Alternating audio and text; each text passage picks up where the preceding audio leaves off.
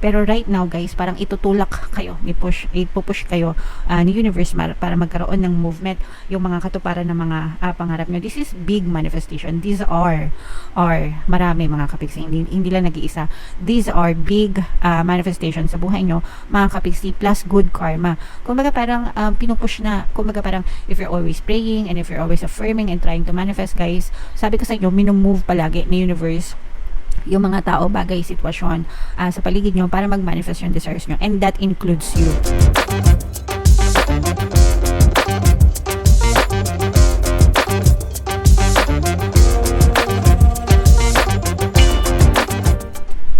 Hello guys, hello Scorpio, welcome back to Pinay Pixie Tarot.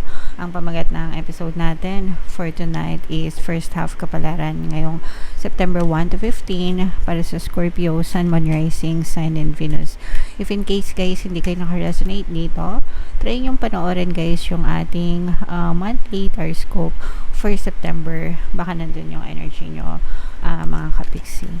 So unahin natin tong deck na to guys. Tingnan natin yung mga mensahe sa inyo ng inyong mga spirit guides.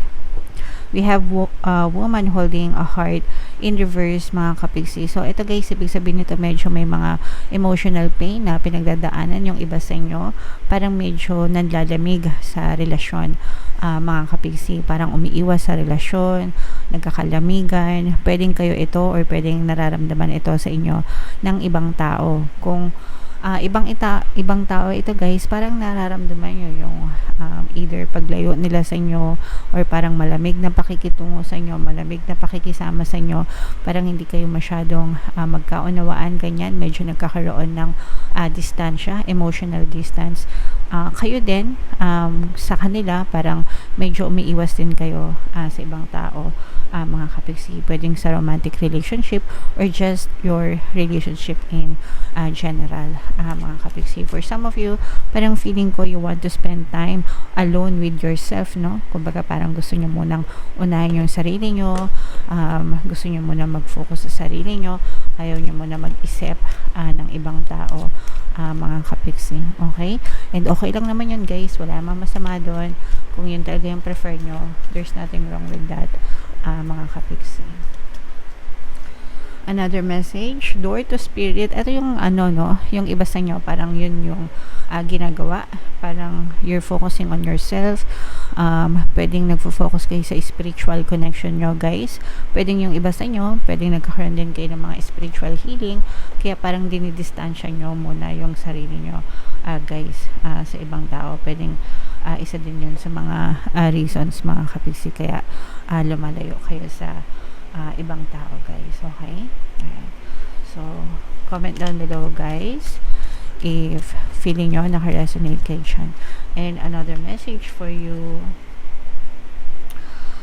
hostilities. Ito naman guys, this is a very positive energy kasi ibig sabihin nito you're being free from tawag dito, danger, no? Because this is a very dangerous energy guys, okay? This is a very dangerous energy, pero dahil naka-reverse ito, ibig sabihin lumalayo na or nakawala ka na sa mga dangerous energy, toxic energy, negative energy sa paligid nyo mga kapiksi, okay?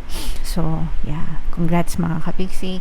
Syempre guys, huwag nyo pa rin kalimutan na magdasal. Very important pa rin yung nagdadasal tayo. Hindi natin yun kinakalimutan, kaya nga meron tayong door to spirit na message, no? Magdasal, humingi ng protection, humingi ng gabay para alam natin na talagang we're always protected by our spirit guides mga kapiksi, okay?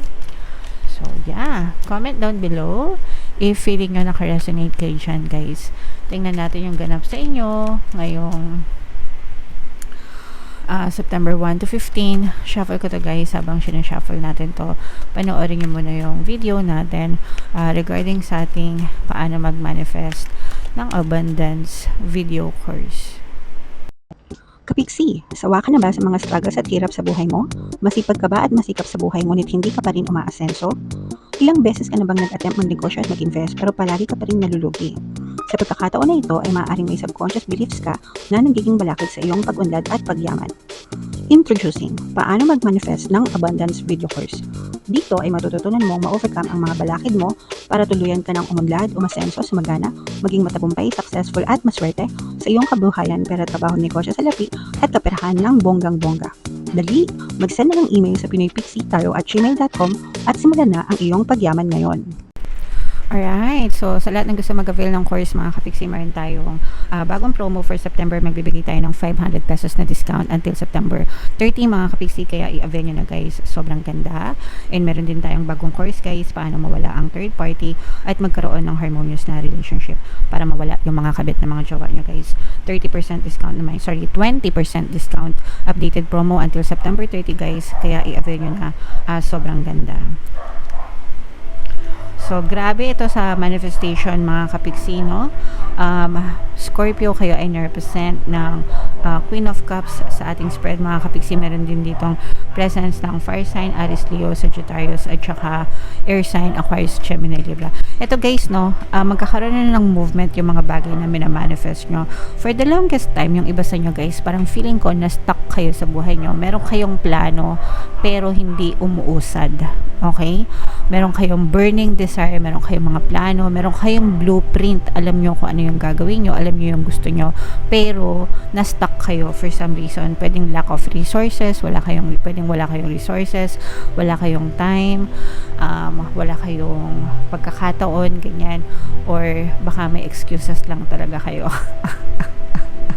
Naghahanap lang talaga ng excuse yung iba sa inyo para hindi makapagsimula, okay? Pero right now guys, parang itutulak kayo, ipupush kayo ni universe para magkaroon ng movement, yung mga katuparan ng mga pangarap nyo. This is big manifestation. These are marami mga kapiksi, hindi lang nag-iisa. These are big manifestation sa buhay nyo mga kapiksi, plus good karma. Kumbaga parang pinupush na, kumbaga parang if you're always praying and if you're always affirming and trying to manifest guys, sabi ko sa inyo, minumove palagi ni universe yung mga tao, bagay, sitwasyon sa paligid nyo para mag-manifest yung desires nyo, and that includes you, no? Kapag nararamdaman mo na parang nagkakaroon ka ng inspired action, you're willing to take action, gusto mong kumilos, ibig sabihin, it's the universe moving you. Pinapagalaw ka ni universe para kumilos ka, para yung manifestation mo is magkaroon ng movement sa iyong physical reality, okay? So, ganun mag-work sa universe, guys, no? When you affirm, when you're praying for some things, guys, kahit na tatamad-tamad kayo, one day, bigla na lang kayo magigising kasi ipupush ka na universe para kumilos, para gawin yung mga bagay na ikaaabot ng mga pangarap mo. In short, mga manifestation nyo, okay? So, ito guys, talagang ipagtutulakan kayo ni universe, mga kapiksi. Parang sinasabi niya, this is your time, this is your moment, do this, and ang makikita mo yung resulta one of these days, okay? So ito guys, i-mind nyo na to guys, big manifestations, mind katuparan ng mga pangarap, answered prayers, tsaka good karma. Ito kasi guys, no, ito na yung mga opportunities no, kaya ito na rin yung tamang pagkakataon para kumilos kayo. And sabi ko sa inyo guys, malalaman nyo yan kung nagmamanifest na, kasi kayo na mismo yung nagkukusa, because tinutulak kayo ni universe na gawin yung tama, no? Gawin yung mga bagay that will lead you to manifestation, mga kapiksi, okay? So i-mind nyo yan sa comment section guys. Mind manifestation, big, hindi siya manifestation, hindi lang siya manifestation, it's a big manifestation para sa inyo guys, and pangarap yan. So i-mind nyo na yan guys, sa comment section, mga kapiksi. Merong mag-aalo sa'yo guys, no? Parang pag sinabi mag-aalo, may papakita ng kanyang tender love and care para sa inyo, okay? And yung iba sa inyo, parang kayo mismo yung inaalo nyo yung sarili nyo. Ibig sabihin, you're treating yourself nicely, kinakausap mo yung sarili mo, okay lang yan, magiging ma-okay ka din, malalampasan mo din yan. Positive self-talk guys. And die, no, promise. Kapag palagi nyo yung ginagawa, mga neng, mga kapiksi, talagang magbabago yung pakiramdam nyo and magsisimula magbago yung mga perception mo. You will see movements in your physical reality na hindi nyo nakikita dati, hindi nyo nare-realize dati, okay? So always gawin nyo yung mirror technique, guys, no? Yung mirror technique is pagkausap sa sarili nyo, no? Kausapin nyo yung sarili nyo sa harap ng salamin tuwing naliligo kayo, nag-i-skincare kayo, nagtutoothbrush kayo, whatever, kahit anong tuwing may pagkakataon na harap kayo sa salamin, kausapin nyo yung sarili nyo, mag-positive self-talk kayo, especially when you're feeling down. Kapag feeling mo down na down ka, sobrang lungkot mo, gawin mo yon para gumaan yung pakiramdam nyo, okay? Kasi yung iba sa nyo talagang meron pa, no? Parang meron pa kayong mga challenges na hindi malampas-lampasan, especially pagdating sa kaperahan, mga kapiksi. So dito, haba-habaan nyo ba yung PC nyo, guys, hanggang sa dumating itong mga big manifestation na to. So it's very important na sa mga ganitong pagkakataon, kapag nahihirapan kayo, mas lalo kayong mag-persist, guys. Mas kailangan nyong magsikap, okay? Kasi mas maraming balakid, ibig sabihin. And kapag nag-persist kayo, unti-unti, parang ano lang yan, guys, paano ba? Parang hagdanan na mataas, 'di ba?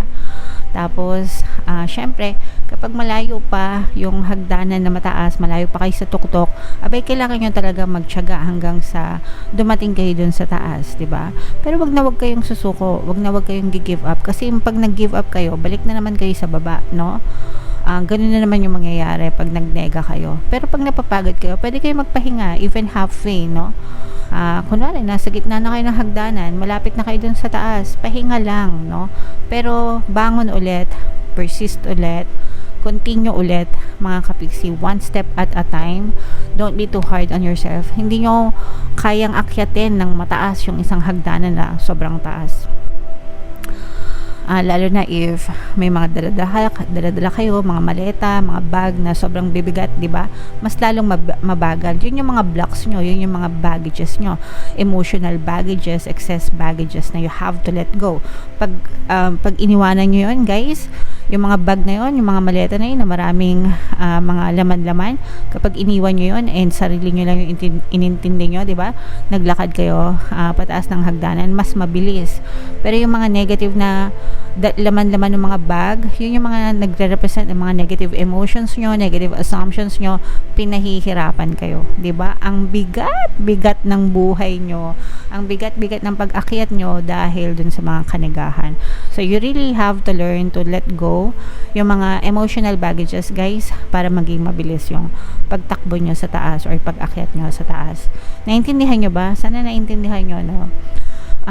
In-explain ko kasi sa inyo yung mga blocks nyo, guys, para maging maginhawa yung inyong pamumuhay. Okay? Alright. So, yeah. Comment down below, guys, if naintindihan nyo, if naka-resonate kayo. Itong mga big manifestations na to, huwag nyo kalimutan, i-mind nyo yan sa comment section. And huwag nyo rin kalimutan, makinig ng ating mga pampaswerte subliminals, guys. Ito yung playlist. Pakinggan nyo para makatulong sa inyo. And ito naman yung ating success stories na paano mag-manifest ng abundance video course. Click here to subscribe, guys, and click here to join our membership program. Thank you for liking, sharing, and subscribing.